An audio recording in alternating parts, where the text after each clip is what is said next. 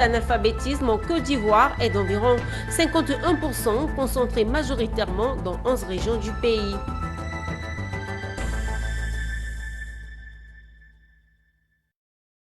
Bienvenue, fidèles téléspectateurs, sur la première chaîne panafricaine économique.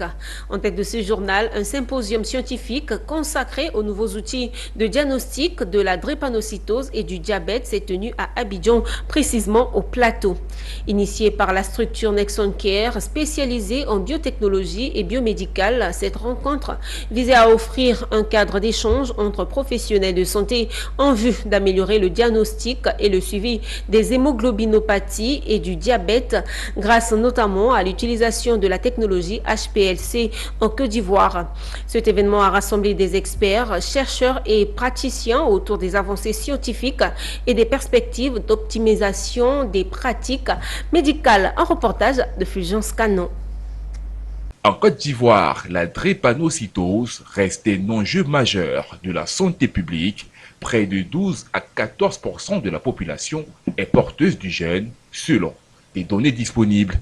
À Abidjan, Nexon Car Afrique a réuni experts et professionnels de la santé autour d'un symposium scientifique dédié aux nouveaux outils de diagnostic de la drépanocytose et du diabète. Objectif: améliorer le dépistage et le suivi des patients grâce à des technologies innovantes, notamment le HPCL, une technique de référence qui permet en une seule analyse de détecter plusieurs anomalies de l'hémoglobine et de suivre le diabète avec précision. Présent à cette rencontre, le directeur général de la santé, Mamadou Samba, a insisté sur la nécessité d'un diagnostic précoce et accessible à tous. Prenons acte que nous sommes dans une nouvelle dynamique.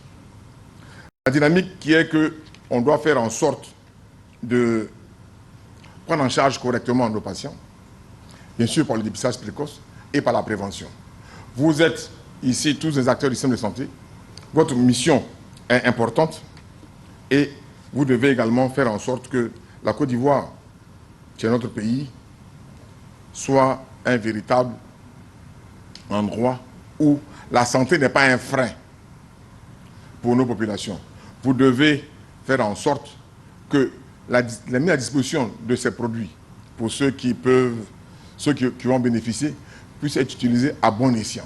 Ce matin, on a décidé de réunir tous les acteurs de la santé, du ministère jusqu'aux directeurs des différents établissements sanitaires et privés, afin de leur proposer une solution de diagnostic.